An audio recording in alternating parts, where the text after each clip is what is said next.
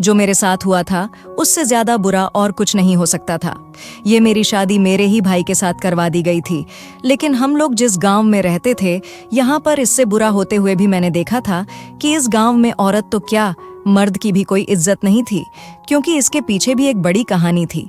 लेकिन जो मेरे साथ हो रहा था, मैं क्या करती? मैं तो दुल्हन बनी कमरे में बैठी थी और मेरा अपना ही भाई कमरे में आने वाला था।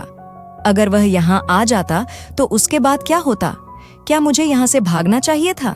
लेकिन अगर मैं भागती तो इसका मतलब कि मुझे खत्म कर दिया जाता, मेरी जिंदगी मुझे इतनी बुरी तरह से फंसा देती। मैंने कभी नहीं सोचा था। मैं बहुत ज्यादा परेशान थी और थोड़ी देर के बाद ही मेरा भाई राजू कमरे में दाखिल हुआ। वह बहुत ज्यादा खुश लग रहा था। मैंने कहा कि तुम्हें तो शर्म करनी चाहिए थी, ये क्या हरकत की तुमने? तुम्हें पता है कि मैं लड़की हूँ, ज्यादा बोल नहीं सकती। तुम तो मर्द हो, कुछ कर लेते, इतने जवान हो, इतना खिलाती पिलाती थी मैं तुम्हें। तुम्हारे लिए नाश्ते में असली घी के पराठे इसलिए नहीं बनाती थी कि एक दिन तुम मुझसे शादी करके मेरे ही सामने आकर खड़े हो जाओ। अभी भी वक्त है, कुछ करते क्यों नहीं? उसने कहा कि जो करने आया हूं वही करूंगा, और वह मेरी तरफ बढ़ा और उसके बाद मेरी चीखें। मेरी दादी बताती है कि हम जिस गांव में रहते थे, यह गांव सरकार की लिस्ट में नहीं था। यहाँ के लोग सब कुछ अपने लिए खुद ही करते थे और बहुत ज्यादा अच्छे तरीके से रहते थे, क्योंकि न तो किसी को टैक्स देना पड़ता था और न ही कोई इस तरफ आता था। लोग समझते थे कि यहाँ पर कोई रहता ही नहीं है। जिंदगी की सारी सुख सुविधाएं इसी गांव से मिल जाती थीं, इसलिए कोई बाहर नहीं जाता था। पढ़ाई करके भी किसी ने क्या करना था? मेहनत मजदूरी करके ही लोग अच्छा खाते पीते थे और सब लोग एक दूसरे के साथ अच्छे तरीके से रहते थे। कोई ज्यादा छुपता नहीं था और लड़की लड़के आपस में बात कर लेते थे। दिल में शर्म होती थी। लेकिन उसके बाद न जाने क्या हुआ कि हमारे गांव को किसी की बुरी नजर लग गई। वैसे तो हमारी जरूरत की सारी चीजें हमें गांव से ही मिल जाती थीं। साफ पानी था, अच्छी जमीन थी, सारी सब्जियां, अनाज, चावल सब कुछ उगता था। लेकिन एक दिन हमारे गांव में बहुत ही बुरा सूखा और अकाल पड़ गया। बहुत से लोग इस दुनिया से चले गए। जमीन ने कुछ भी उगाना ही छोड़ दिया। ऐसा लगा कि जमीन जहरीली हो गई और यह सब कुछ पूरे 25 साल तक चलता रहा। फिर जब ये सब ठीक होने लगा तो बाढ़ आई। फिर यहाँ पर एक बड़ा बाबा आया और उसने आकर बताया कि आप सब लोगों की अपनी वजह से ही यह सब हुआ है। आप लोगों ने यहाँ कोई गलती किया है जिसकी वजह से यह सब हुआ है। इसलिए अब आप लोगों को इस गांव में बहुत ही ज्यादा तरीके से रहना होगा। सबसे पहली बात तो यह है कि जैसे ही लड़की 17 साल की हो उसकी शादी करा दो। इस गांव से बाहर कभी भी शादी न करना। और अगर 17 साल की लड़की की शादी नहीं हुई तो इस गांव पर फिर से इसी तरह का सूखा और बाढ़ आएगा और सब कुछ खत्म हो जाएगा। लोगों ने बहुत ज्यादा नुकसान उठाया था। 25 साल तक हालात ठीक नहीं हुए। फिर उसके बाद धीरे धीरे सब ठीक होने लगा। मेरी दादी बताती है कि मैं इस अकाल के दिनों में ही पैदा हुई थी और फिर मैंने इस गांव में अच्छा वक्त आते देखा। सरकार को भी पता चल गया कि यह गांव भी है, लेकिन पता चलना न चलना एक बराबर ही था। अब इस गांव में बहुत से अजीबोगरीब से असूल और कानून बनाए गए थे जिसे सबको मानना होता था। यहाँ पर जब कोई लड़की जवान होती थी तो वह बिल्कुल भी खुश नहीं होती थी, बल्कि और भी ज्यादा परेशान हो जाती थी, क्योंकि उसे पता होता था क्या उसकी मर्जी हो न हो उसकी शादी करवाई जाएगी। और यहाँ पर पढ़ाई करने का भी कोई रिवाज नहीं था। किसी की भी बेटी हो या बेटा, दोनों को ही नहीं पढ़ाया जाता था। शादी से पहले ही उनको कोई काम सिखा देते थे ताकि अपना काम कर सके। लेकिन अब लोग गांव से बाहर भी जा रहे थे। मेरे बाबा ने भी मुझे झूठ बोलकर गांव से बाहर भेजा था और पढ़ाई करवाई थी। कभी कहते थे कि बीमार हैं, बड़े अस्पताल में ले जाना है, तो कभी कहते थे कि किसी रिश्तेदार के घर जा रहे हैं। इसी तरह मैंने एक ही साथ 2-2 क्लासें पढ़कर अपनी पढ़ाई पूरा की और 10वीं पास कर ली थी। और अब मैं 12वीं का इम्तिहान भी देने वाली थी, वह भी घर बैठकर ही। अपनी किताबों को छुपा कर रखती थी। मेरे बाबा कहते थे कि तू पढ़ लिख जाएगी, वरना तुम भी इसी गाँव में हमारी तरह रहोगी और हमारी तरह ही मर जाओगी। क्योंकि अभी 8 महीने हुए मेरे बाबा का देहांत हो गया था। उनकी आंखों में यह सपना था कि वह मुझे कामयाब होते देखें, लेकिन मैं ऐसा नहीं कर पाई थी क्योंकि अभी बहुत समय पड़ा था और वह पहले ही इस दुनिया से चले गए थे। जब वह मुझे शहर लेकर जाते थे तो वहीं पर मुझे एक लड़के से प्रेम हो गया था। वह बहुत अच्छा इंसान था। वही तो हम लोगों को एक्स्ट्रा ट्यूशन क्लास मुफ्त में दिया करता था ताकि हम एक साल में 2-2 क्लासें पढ़ सके। वह कहता था कि मैं इसीलिए ऐसा करता हूँ ताकि तुम लोगों का कोई फायदा हो जाए। वह हमारे गांव भी आना चाहता था, हमारे गांव पर बहुत बड़ी फिल्म बनाना चाहता था, कुछ लिखना चाहता था, लेकिन उसे यहाँ कोई भी आने नहीं देता था। उसका नाम रवि था। मैं उससे बहुत ज्यादा प्रेम करने लगी थी और वह मुझे। हम दोनों ने एक दूसरे को ये बात बता भी दी थी, लेकिन मैंने कहा था कि ये आसान नहीं है। पर मैंने साथ उसको यह भी कहा था कि इस बात को अपने दिल में रखना, क्योंकि अगर यह बात बाहर आई तो हम दोनों के दिल बंद कर दिया जाएगा। लेकिन हम कभी भी एक दूसरे के नहीं हो सकते। बाबा जिंदा थे तो मुझे कोई ना कोई बहाना करके शहर ले जाते थे, लेकिन अब वह इस दुनिया से चले गए और मेरा साथ देने वाला कोई भी नहीं था। मेरे छोटे भाई थे, लेकिन वह बहुत छोटे थे। मेरी शादी की उम्र होने वाली थी। मेरी माँ बड़ी परेशान थी। उन्होंने कहा कि तेरे जोड़ का तो फिलहाल पूरे गांव में कोई नहीं है, फिर तेरी शादी किससे करवाएंगे? क्योंकि इससे पहले मेरी एक बड़ी बहन की शादी हुई थी, लेकिन उसके जोड़ का एक लड़का था जो किस्मत से बहुत अच्छा था। उसकी तो किस्मत अच्छी थी, लेकिन मेरी किस्मत बहुत ज्यादा बुरी तरफ जा रही थी। गांव वाले खुद ही तय करते थे कि किसकी शादी किससे करवानी है, क्योंकि यहाँ पर शादी इसलिए नहीं करवाई जाती थी कि लड़का लड़की एक साथ खुश रहे, अपना घर बनाए। यहाँ पर शादी इसलिए करवाई जाती थी कि बस जल्दी जल्दी शादी हो जाए, नहीं तो गांव वालों पर कोई मुसीबत आ जाएगा, कोई आपत्ति आ जाएगी। इसीलिए यहाँ शादी कराई जाती थी। और फिर ये तो आप भी अच्छी तरह समझते होंगे कि जब इस तरह से शादी करवाई जाती है तो कोई भी कुछ देखता नहीं है, बस शादी को कर दिया जाता है। लेकिन अब मेरे जोड़ का पूरे गांव में कोई नहीं था, क्योंकि लोग यहाँ से भागने की कोशिश कर रहे थे। बहुत से लोग यहाँ से भाग भी गए थे, कामयाब भी हो गए थे। लेकिन कुछ लोग जो यहाँ से भागने में सफल नहीं हुए थे, उन्हें अपनी जिंदगी की भेंट चढ़ाने पड़ी थी, क्योंकि जो इस गांव का करता धरता था वह बहुत ही ज्यादा जालिम आदमी था। उसका नाम कुमार था।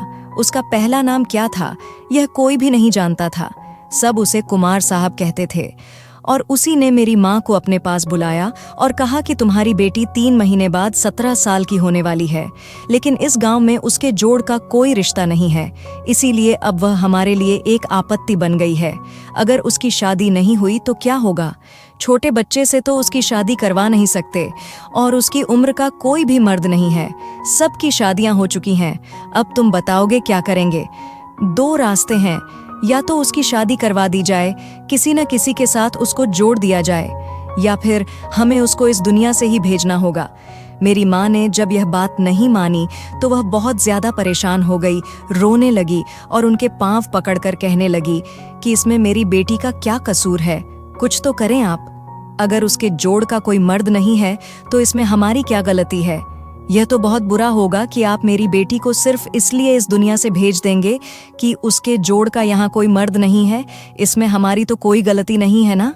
उन्होंने कहा कि गलती तो पूरे गांव की नहीं है, लेकिन तुम्हारी बेटी की वजह से अगर पूरे गांव पर कोई आपत्ति आ गई तो फिर क्या? तुम्हारी बेटी सबको बचाती फिरेगी। अब तुम्हें खुद ही कुछ सोचना होगा। तुम्हारे पास 3 दिन का वक्त है। हमें सोचकर बता दो। अगर कोई हल निकलता तो फिर अपनी बेटी को कुर्बान करने के लिए तैयार हो जा। मैं इसके अलावा कुछ नहीं कर सकता। बाकी तुम फिक्र नहीं करो, तुम्हारी बेटी को हम लोग ज्यादा तकलीफ में नहीं रखेंगे। जब मेरी माँ वापस आई तो घर के अंदर पांव रखते ही बेहोश हो गई। सामने वाली एक औरत भी घर में आई थी जो मेरी माँ से ही मिलना चाहती थी। उसी ने मेरी माँ को उठाया, और जब माँ ने सबको यह बात बताई तो सब लोग ही परेशान हो गए। लोग तो रोने लगे कि अब क्या होगा। सलोनी, तुझे तो इस दुनिया से जाना पड़ेगा। तू भी निर्मला की तरह कुर्बान हो जाएगी। इससे पहले भी ऐसा ही हुआ था कि एक लड़की थी जिसकी शादी की उम्र हो गई थी, लेकिन उसका कोई जोड़ नहीं था, और जब उसकी शादी नहीं हुई तो उस आदमी ने उसे न जाने कहाँ गायब करवा दिया। 2 महीने तक उसका बापू उसे तलाश करता रहा, सोचता रहा कि पता नहीं कहाँ है। बहुत बुरी हालत थी उनके घर वालों की। 2 महीने बाद कुमार ने भी बता दिया कि इस गांव की बेहतरी के लिए मैंने उस लड़की को कुर्बान कर दिया। उसके बाद निर्मला के बापू पागल हो गया, और अब वह पूरे गांव में पागलों की तरह कभी इधर से कभी उधर बैठा रहता था। गांव वाले ही उसे खाने पीने को कुछ देते थे और उसे अपनी भी फिक्र नहीं होती थी। आज 12 साल के बाद यह मुसीबत हमारे घर पर नाचने लगी थी और हम लोग हैरान थे कि अब क्या करें। घर में मेरा एक भाई था जो मेरी उम्र का था, तो सामने वाली औरत ने कहा कि अगर इसकी जान बचानी है तो इसके भाई से ही इसकी शादी करवा दो। मेरे भाई का नाम राजू था। मेरी माँ ने कहा कि यह कैसी बातें कर रही है तू, बहन की शादी भाई से करवा दे, क्या इस तरह इस गांव पर आपत्ति नहीं आएगी? उसने कहा कि नहीं, इस तरह कोई आपत्ति नहीं आएगी, क्योंकि पुराने वक्तों में भी ऐसा ही होता था। तू जाकर कुमार से बात कर, अगर वह मानता है तो इस तरह तेरी बेटी की जान तो बच जाएगी, वरना तुझे पता भी नहीं चलेगा, वह तेरी बेटी को उठाकर ले जाएगा। उसे सिर्फ गाँव वालों की फिक्र है। मेरी माँ बहुत ज्यादा डरी हुई थी, वह कुछ भी करने को तैयार थी। एक माँ अपनी संतान की जान बचाने के लिए कुछ भी करेगी, ऐसा तो हो ही नहीं सकता कि वह हाथ पे हाथ रखकर बैठ जाएगी। जब मैंने यह सुना तो मैंने कहा कि मैं कभी भी राजू से शादी नहीं करूंगी, वह तो मेरा भाई है, मैं उससे शादी कैसे कर सकती हूँ? यह सब क्या हो रहा है? आप लोग इससे अच्छा है कि मुझे ही इस दुनिया से जाने दो, ताकि मेरी वजह से किसी पर भी कोई आपत्ति ना आए। घर में तो ऐसे लड़ाई झगड़ा होने लगा जैसे हमारे घर में कोई बहुत बड़ा तूफान आ गया है। पहले मेरी माँ ने उस औरत से लड़ाई की, फिर राजू ने मेरी माँ से लड़ाई की थी। ये सब क्या है? फिर मैंने अपनी माँ को बातें सुनाई। फिर मेरी माँ ने मुझे एक थप्पड़ लगाया और कहा कि इस वक्त तेरी जान जरूरी है, ना यह सब कुछ। पर यह कैसे हो सकता था? मैं तो सोच भी नहीं सकती थी। मैं अपने कमरे में चली गई और अपने आप को अंदर से बंद कर लिया। पर थोड़ी देर बाद मुझे पता चला कि मेरी माँ कुमार से बात करने के लिए जा रही है। मुझे उन्हें रोकना चाहिए था, पर मैं कैसे रोकती? मुझे पता ही न चला वह कब घर से निकल गई। उसने अब क्या कहना था, यह भी बहुत बड़ी बात थी। लेकिन मैं तो किसी और लड़के को पसंद करती थी। सोचा था कि किसी तरह उसी से शादी कर लूंगी। उसका नाम रवि था, लेकिन रवि को क्या पता कि यहाँ पर क्या हो रहा था। मैं यहाँ से भाग जाना चाहती थी, लेकिन इस गांव में यह भी एक उसूल था कि अगर कोई लड़की गांव से भागने की कोशिश करती है तो उसके सारे घर वालों की जिंदगी को खत्म कर दिया जाता है। नहीं, मैं यह भी नहीं कर सकती थी। एक उसूल ये भी था कि अगर कोई लड़की जानबूझकर आत्महत्या करने की कोशिश करती है तो तब भी उसके घर वालों को घर से बाहर निकालकर उनके सर के बालों को साफ कर दिया जाता है और उन्हें गांव की गलियों में छोड़ दिया जाता है। यानी मैं कुछ भी करती तो मेरे घर वालों पर ही मुसीबत आती, और अगर अपने भाई से शादी कर लेती तो फिर सारी मुसीबत सिर्फ मुझ पर आती। लेकिन मैं फिर भी यह नहीं करना चाहती थी, आखिरी सांस तक भी नहीं करना चाहती थी। पर मेरी माँ वहां चली गई और उस आदमी ने न जाने मेरी माँ से क्या बात की। जब वापस आई तो चुप थी। मैंने कहा कि बताएं तो सही क्या हुआ। क्या उन्होंने कहा कि तो बस अपनी शादी की तैयारी कर। वह इस बात के लिए मान गया है क्योंकि वही चाहता है कि लड़की की शादी होना जरूरी है। ये कहीं नहीं लिखा कि किससे उसकी शादी करवा रहे हैं, बस शादी के बारे में बताया गया है। तुम क्या चाहती हो कि तेरी वजह से सारे गांव वालों पर कोई मुसीबत आए? छोटे छोटे बच्चे हैं लोगों के। मैं आगे बढ़ी और मैंने कहा कि मैं बच्ची नहीं हूं, आपकी बेटी नहीं हूं। आपने जन्म दिया, किसने इजाजत दी कि आप मुझे कुर्बान करें? मेरी माँ ने कहा कि मैं तेरी और कोई बात नहीं सुनूंगी, तो चुप कर जा। मैंने कहा कि और आपका बेटा राजू, वह मान जाएगा। मेरी माँ ने कहा कि मैं उसको मना लूंगी। इससे पहले कि मेरी माँ राजू के पास जाती, मैं खुद ही राजू के पास चली गई और मैंने कहा, क्या दिमाग खराब है तुम्हारा? पागल तो नहीं हो गए हो तुम? शादी करोगे मुझसे? वह आगे से कुछ बोल नहीं रहा था। मुझे उसकी खामोशी से डर लग रहा था, क्योंकि कहते हैं कि खामोशी का मतलब हाँ होता है। मैंने कहा कि बोलते क्यों नहीं? मैंने हाथ में करीब पड़ी एक प्लेट उठा ली और कहा कि इस थाली से तुम्हें सीधा कर दूंगी, बताओ मुझे क्यों नहीं बोल रहे? उसने बस इतना कहा कि जो माँ कहेगी मैं वही करूंगा, और यह सुनकर वह प्लेट मेरे हाथ से गिर गई। मैं उलटे कदम वहां से चली गई और उसे ऐसे देखने लगी कि जैसे मैंने अपनी जिंदगी में आने वाली सभी मुसीबतों को अभी से ही देख लिया है। क्या मतलब था उसका? क्या वह बात मान लेता? क्योंकि मेरी माँ तो पहले ही यही चाहती थी। इसका मतलब कि उसकी तरफ से भी हाँ था। मैं क्या करती? मुझे रवि को किसी तरह से फोन करना था, पर मेरे पास फोन नहीं था। यहाँ पर जवान लड़कियों का फोन रखने की इजाजत नहीं थी। मेरे बाबा के पास फोन होता तो मैं जरूर उसे फोन से बात कर लेती, पर मेरे बाबा के जाने के बाद वह फोन बेच दिया गया था, क्योंकि मेरी माँ को फोन चलाना नहीं आता था। मैंने उन्हें कहा था कि फोन मुझे दे दें, तो उन्होंने कहा था कि तुझे फोन देकर हमने अपने सर मुसीबत लेनी है, इसलिए वह फोन भी जा चुका था। मैं बहुत परेशान थी। एक दिन खड़ी होकर खुद से ही बातें कर रही थी। मैं पहले भी खुद से बातें किया करती थी। भगवान मेरी मदद कर, रवि को किसी तरह यहाँ ले आओ, आकर मुझे बचा ले। लेकिन वह कैसे आता? जब मेरी आखिरी दफा उससे बात हुई थी तो वह खुद बहुत ज्यादा परेशान था। कह रहा था, अभी तो मैंने एक जगह पर नौकरी की बात की है, जैसे वह मुझे नौकरी दे देते हैं, मैं तुम्हें बताऊंगा और किसी भी तरह तुम्हें ले आऊंगा और हम लोग शादी कर लेंगे, चाहे इसके लिए मुझे तुम्हें तुम्हारे गांव से भगाकर क्यों न लाना पड़े। उसने यह भी कहा था कि अपने बाबूजी को सब कुछ बता देना, जहां उन्होंने तुम्हारे इतना साथ दिया वहां पर वह तुम्हारा इस बारे में भी साथ देंगे। और मुझे पता था कि मेरे बाबूजी मेरा साथ जरूर देते, क्योंकि उनको पता था कि इस गाँव में किसी का भी भविष्य अच्छा नहीं है। तो फिर वह मेरी शादी शहर के किसी आदमी से क्यों न करवाते, चाहे इसके लिए उन्हें कुछ भी करना पड़ता। लेकिन जो मेरा था इस दुनिया से जा चुका था और अब कोई भी मेरे साथ देने वाला नहीं था। मैं यही तो कह रही थी भगवान से, जिस पर मुझे भरोसा था और जिसने मुझे बचाना था, उसे तूने अपने पास बुला लिया। अब मैं क्या करूं? मेरी मदद करने के लिए भी तो किसी को भेज। लेकिन मेरी मदद नहीं हो सकी। मेरी शादी की तारीख भी रख दी गई थी। मैं हैरान थी कि यह सब कुछ वाकई हो रहा था। मैंने अपनी माँ से कहा कि क्यों कर रही हो मेरे साथ ऐसा? इससे अच्छा तो मेरी जान ले लो और सबको कह देना कि मैं बीमार थी इसलिए मर गई। उन्होंने कहा, तुम्हें क्या लगता है सब लोग पागल हैं? इस तरह करोगी तो हम पर ही मुसीबत आएगी। तुम्हारे पीछे मैं क्यों मुसीबत मोल लूं? अपनी और अपने बच्चों की जिंदगी को क्यों खराब करूं? तुम्हारी शादी किसी न किसी से तो होनी ही थी ना, और जब शादी हो जाती है तो सब कुछ एक जैसा हो जाता है। मैंने अपनी माँ की तरफ देखा और कहा कि आप सच में मेरी माँ हो ना? उसने कहा, हाँ, मैं ही तेरी माँ हूँ। मैंने ही तुझे 9 महीने अपने पेट में रखा है। मैंने ही सारी रात जाग कर तेरा ख्याल किया है और अब तो मुझे ऐसी बातें कर रही है। तू मेरी बात नहीं मानेगी तो कौन मानेगा? बात तेरी जिंदगी की नहीं है, हम सब की जिंदगी की है, पूरे गांव की है। मैंने कहा, आप लोग किन चक्करों में पड़े हो? ऐसा कुछ नहीं होता है, यह सब अंधविश्वास है। तो मेरी माँ ने कहा कि होगा अंधविश्वास, लेकिन हमने रहना तो इसी गांव में है ना। ये हम लोग यहाँ से कहीं चले जाएं तो अलग बात है, पर कहाँ जाएंगे? हमारे पास है ही क्या? गांव की जमीन पर हमने घर बनाया, गांव की जमीन से हम लोग फसल लेते हैं, गांव की जमीन और चीजों को हम लोग इस्तेमाल करते हैं। कल को कुछ हो गया तो गांव वाले ही मदद करते हैं।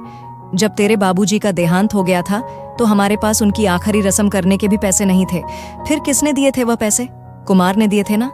अब भी वह हमारा भलाई की बात कर रहा है, लेकिन तुझे नजर नहीं आ रहा है। बस जो मैं तुझे कहती हूँ तू कर, नहीं तो बहुत बुरा होगा।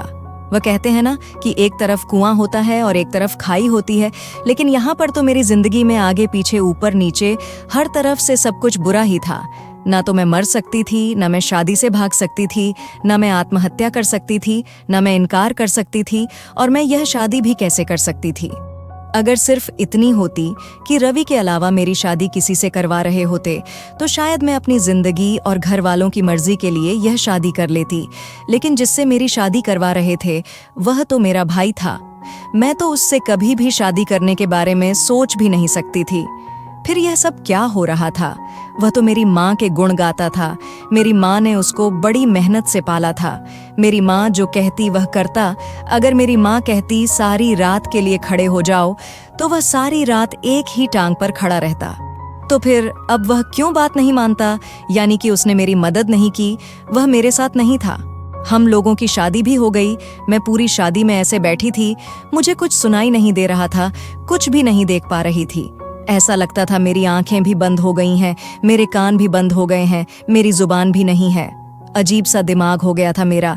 जैसे कहते हैं कि दिमाग बंद हो गया है, मेरे साथ भी ऐसा ही हुआ था। कोई औरत मुझे पकड़ के खड़ा कर देती तो मैं फेरे लीने लगती। किसी ने मुझसे कहा कि सर आगे करो तो मैंने वरमाला पहन ली, और फिर किसी ने मेरी मांग में सिंदूर लगा दिया, मंगलसूत्र पहना दिया। ये सब कुछ कैसे होता रहा मुझे याद भी नहीं है। मेरी आंखों के सामने कुछ था ही नहीं, सिर्फ अंधेरा था, क्योंकि मैं बहुत ज्यादा परेशान थी। और जब ऐसे कोई इंसान किसी सदमे में चला जाता है तो फिर उसकी हालत ऐसी ही होती है जैसे जिन लोगों के ऊपर कोई ऐसा वक्त गुजरा होगा। वह जरूर समझ रहे होंगे कि मेरे साथ उस समय क्या हो रहा था और मैं क्या सोच रही थी, क्या महसूस कर रही थी। मुझे अब भी सिर्फ रवि का ही ख्याल आ रहा था, लेकिन अब क्या हो सकता था? अब तो शादी हो चुकी थी। शादी की रात मैं अपने कमरे में ही बैठी थी, क्योंकि मुझे तो इसी घर में रहना था। जब मेरी माँ कमरे में आई तो उसने कहा कि तेरे लिए बहुत बड़ी खुशखबरी लेकर आई हूँ। और मैंने पत्थर आंखों से उसकी तरफ देखकर कहा कि क्या राजू मर गया है? उसने मेरे मुंह पर थप्पड़ मारा और कहा कि बेशर्म, शादी की रात अपने सुहाग के मरने की प्रार्थना कर रही है। मैंने कहा कि सुहाग नहीं है मेरा वो। मैं बोलने लगी कि वह मेरा कौन है, तो मेरी माँ ने मेरे मुंह पर हाथ रख दिया और कहा कि अब तेरा पति है, वह पति। समझ आई तुझे? और खुशखबरी तेरे लिए लेकर आई थी कि कुमार बहुत खुश हुआ है कि तूने पूरे गांव के लिए इतना बड़ा फैसला किया है, इसलिए उसने तेरे लिए सोने का सेट भेजा है। ठीक से देख इस सोने की सेट को। हम सब बिक भी जाते थे ना तो भी ये सेट न बना पाते। तेरे लिए मैंने उसे सोने की सेट को देखा और उसे एक तरफ फेंक दिया। मेरी माँ शायद फिर से मुझ पर हाथ उठाने लगी थी, लेकिन यह सोचकर रुक गई होगी कि अब तो मैं दुल्हन बनी बैठी हूँ और उसे ऐसा नहीं करना चाहिए। मैंने कहा कि इतना घबराने की जरूरत नहीं है, एक थप्पड़ से क्या हो जाएगा? आपने तो मेरी सारी जिंदगी को बर्बाद कर दिया, अब आप मुझे थप्पड़ मारते हुए सोच रही हैं। मेरी माँ ने कहा कि जब कुर्बानी दे ही दी है तो फिर उसको निभाना भी सीखो। तुम्हें पता है ना कि तुम्हें क्या करना है, ज्यादा मासूम बनने की कोशिश न करना। 2-4 दिन मुश्किल लगेंगे, फिर सब ठीक हो जाएगा। मैं तो हैरान हूं, मेरी माँ कैसे इतनी जालिम हो सकती थी। वह कमरे से चली गई। मैं बैठी रो रही थी। अब जिसे मेरे कमरे में आना था वह राजू ही था। मैं तो यह सोचकर हैरान थी कि उसको जरा भी शर्म नहीं आई और उसने यह सब कुछ किया। इसका मतलब कि वह खुद ऐसा करना चाहता था, लेकिन ऐसा क्यों करना चाहता था? ऐसी भी क्या बात थी? वह तो मेरा भाई था, उसके दिल में ऐसी क्या बात थी कि वह यह सब कुछ करने के लिए तैयार हो गया था? मैंने रोना शुरू कर दिया और मेरी चीखें बाहर तक जा रही थीं। बाहर से किसी ने कहा कि ऐसी आवाजें तो आएंगी ही, परेशान होने की जरूरत नहीं है। मुझे बहुत बुरा लगा और थोड़ी देर के बाद दरवाजे में हलचल की आवाज आई। मैंने सोचा कि मैं दुल्हन क्यों बनी बैठी हूँ, मैं उसके लिए क्यों दुल्हन बन के बैठी हूँ? मुझे तो कपड़े बदलने चाहिए थे, लेकिन जैसे ही मैं कपड़े बदलने के लिए जाने लगी, राजू कमरे में आ चुका था। मैंने भी उस पर हल्का हाथ नहीं रखना था। उसने मेरे साथ इतना बुरा किया। शादी तो हो गई, इसका मतलब यह तो नहीं था कि हम पति पत्नी की तरह रहने वाले थे। मैंने फौरन कह दिया कि शर्म नहीं आई इस कमरे में आते हुए, कहीं जाकर डूब मर जा तो ज्यादा अच्छा होता। उसने कहा कि मेरी बात को सुनो, क्यों पागल हो रही हो? मैं फिर से चिल्लाने लगी और मैंने कहा, हाँ मैं पागल हो गई हूँ, मैं वाकई पागल हो गई हूँ। अगर तू मेरे करीब आए तो मैं तुम्हें खत्म कर दूंगी। फिर भाड़ में गया ये गांव और भाड़ में गई ये जिंदगी मेरी। मुझे किसी से कोई फर्क नहीं पड़ता। मेरी इस बात पर हंसने लगा तो मुझे और कोई गुस्सा आने लगा। क्यों हंस रहा था वह? क्या मेरी हालत पर हंस रहा था या मेरी बेबसी पर हंस रहा था? यह सोचकर हंस रहा था कि आज मैं किस जगह खड़ी थी और कितनी बड़ी मुसीबत में फंस चुकी थी।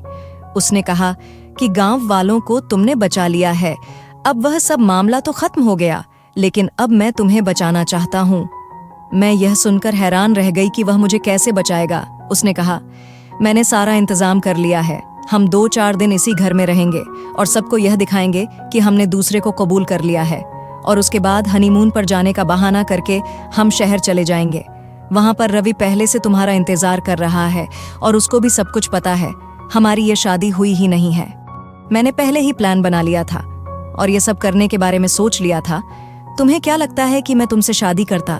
अरे बहन हो तुम मेरी, चाचा की बेटी हो, तुम्हारी माँ ने मुझे बेटे की तरह पाला है, भाई हूं मैं तुम्हारा। इसका मतलब यह नहीं कि तुमसे शादी करने के लिए तैयार हो जाऊंगा। तुम तो मेरी बहन हो, जब तुम छोटी थी तो तुमने मुझे राखी बांधी थी। तुम्हें क्या लगता है कि मैं इतना बेशर्म हूँ? यह सुनकर मैं हैरान रह गई और रोने लगी। मुझे कुछ समझ नहीं आ रहा था। मैं यह सब सुनकर रोने लगी, पर यह आंसू खुशी की थे, यह दुहक के यह पता नहीं था। उसने कहा, पागल हो क्या? मुझे पता था तुम्हारे ऊपर बहुत दबाव है, ये लोग तुमसे कुछ भी करवा लेते हैं, इसलिए मैं भी उनके साथ मिल गया।